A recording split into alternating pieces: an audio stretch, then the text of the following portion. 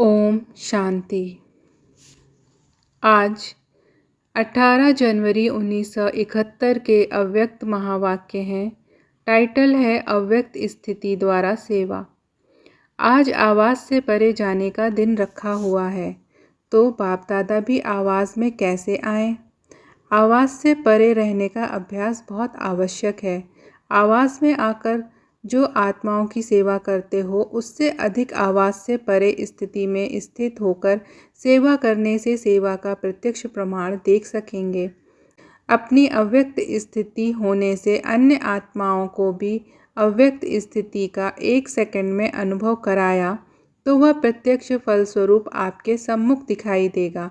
आवाज़ से परे स्थिति में स्थित हो, फिर आवाज़ में आने से वह आवाज़ नहीं लगेगा, लेकिन उस आवाज़ में भी अव्यक्त वाइब्रेशंस का प्रवाह किसी को भी बाप की तरफ आकर्षित करेगा। वह आवाज़ सुनते हुए उन्हों को आपकी अव्यक्त स्थिति का अनुभव होने लगेगा। जैसे इस साकार सृष्टि में छोटे बच्चों को लोरी देते हैं, वह भी आवाज़ होता है, लेकिन वह आवाज़ से परे ले जाने का साधन होता है। ऐसे ही अव्यक्त स्थिति में स्थित होकर आवाज़ में आओ तो आवाज़ से परे स्थिति का अनुभव करा सकते हो। 1 सेकंड की अव्यक्त स्थिति का अनुभव आत्मा को अविनाशी संबंध में जोड़ सकता है। ऐसा अटूट संबंध जुड़ जाता है जो माया भी उस अनुभवी आत्मा को हिला नहीं सकती। सिर्फ आवाज़ द्वारा प्रभावित हुई आत्माएं अनेक आवाज़ सुनने से आवागमन में आ जाती हैं, लेकिन अव्यक्त स्थिति में स्थित हुए आवाज़ द्वारा अनुभवी आत्माएं आवागमन से छूट जाती हैं। ऐसी आत्मा के ऊपर किसी भी रूप का प्रभाव नहीं पड़ सकता। सदैव अपने को कंबाइंड समझ कंबाइंड रूप की सर्विस करो, अर्थात अव्यक्त स्थिति और फिर आवाज़, दोनों की कंबाइंड रूप की सर्विस वारिस बनाएगी। सिर्फ आवाज़ द्वारा सर्विस करने से प्रजा बनती जा रही है, तो अब सर्विस में नवीनता लाओ। इस प्रकार की सर्विस करने का साधन कौन सा है? जिस समय सर्विस करते हो उस समय मंथन चलता है, लेकिन याद में मगन यह स्टेज मंथन की स्टेज से कम होती है। दूसरे तरफ ध्यान अधिक रहता है, अपनी अव्यक्त स्थिति की तरफ ध्यान कम रहता है। इस कारण ज्ञान के विस्तार का प्रभाव पड़ता है, लेकिन लगन में मगन रहने का प्रभाव कम दिखाई देता है। रिजल्ट में यह कहते हैं कि ज्ञान बहुत ऊंचा है, लेकिन मगन रहना है यह हिम्मत नहीं रखते, क्योंकि अव्यक्त स्थिति द्वारा लगन का अर्थात संबंध जोड़ने का अनुभव नहीं किया है। बाकी थोड़ा कणा दाना लेने से प्रजा बन जाती है। अब के संबंध जुटने से ही भविष्य संबंध में आएंगे, नहीं तो प्रजा में।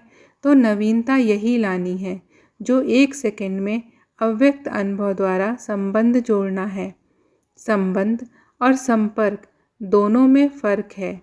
संपर्क में आते हैं, संबंध में नहीं आते। समझा? आज के दिन अव्यक्त स्थिति का अनुभव किया है। यही अनुभव सदाकाल कायम रखते रहो तो औरों को भी अनुभव करा सकेंगे। आजकल वाणी व अन्य साधन अनेक प्रकार के अनेकों द्वारा आत्माओं को प्रभावित कर रहे हैं, लेकिन अनुभव सिवाय आप लोगों के अन्य कोई नहीं कर सकते हैं, ना करा सकते हैं। इसलिए आज के समय में यह अनुभव कराने की आवश्यकता है। सभी के अंदर अभिलाषा भी है, थोड़े समय में अनुभव करने के इच्छुक हैं, सुनने के इच्छुक नहीं हैं। अनुभव में स्थित रह अनुभव कराओ। सभी का स्नेह वतन में मिला। सुनाया था 3 प्रकार की याद और स्नेह वतन में पहुंची। 3 प्रकार की याद कौन कौन सी? वियोगी, योगी और स्नेही। तीनों ही रूप का याद प्यार बाप दादा को मिला। रिवाइज कोर्स के वर्ष भी समाप्त होते जा रहे हैं। वर्ष समाप्त होने से स्टूडेंट को अपनी रिज़ल्ट निकालनी होती है। तो इस वर्ष की रिज़ल्ट में हर एक को अपनी कौन सी रिज़ल्ट निकालनी है, इसकी मुख्य 4 बातें ध्यान में रखनी है। 1. अपने में सर्व प्रकार की श्रेष्ठता कितनी है। दूसरा, संपूर्णता में व सर्व के संबंध में समीपता कितनी आई है। तीसरा, अपने में व दूसरों के संबंध में संतुष्टता कहाँ तक आई है। और चौथा, अपने में शूरवीरता कहाँ तक आई है। यह 4 बातें अपने में चेक करनी है।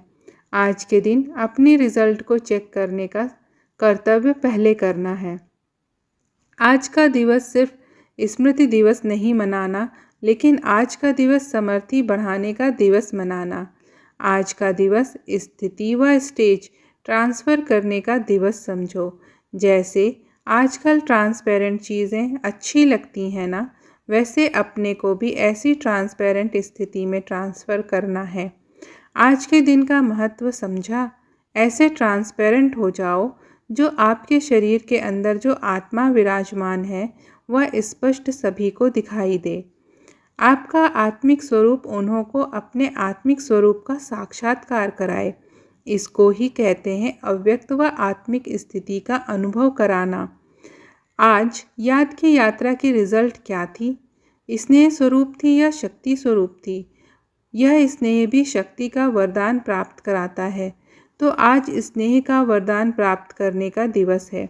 एक होती है पुरुषार्थ से प्राप्ति, दूसरी होती है वरदान से प्राप्ति। तो आज का दिन पुरुषार्थ से शक्ति प्राप्त करने का नहीं, लेकिन स्नेह द्वारा शक्ति का वरदान प्राप्त करने का दिवस है। आज के दिन को विशेष वरदान का दिन समझना। स्नेह द्वारा कोई भी वरदाता से वर प्राप्त हो सकता है, समझा? पुरुषार्थ द्वारा नहीं, लेकिन स्नेह द्वारा। किसने कितना वरदान लिया है वह हर एक के ऊपर है, लेकिन स्नेह द्वारा सभी समीप आकर वरदान प्राप्त कर सकते हैं। वरदान के दिवस को जितना जो समझ सके उतना ही पा सकता है। कैच करने वालों की कमाल होती है। आज के वरदान दिवस पर जो जितना कैच कर सके उन्होंने उतना ही वरदान प्राप्त किया। जैसे पुरुषार्थ करते हो एक बाप के सिवाय और कोई याद आकर्षित ना करे, ऐसे आज का दिन सहज याद का अनुभव किया। अच्छा, ओम शांति।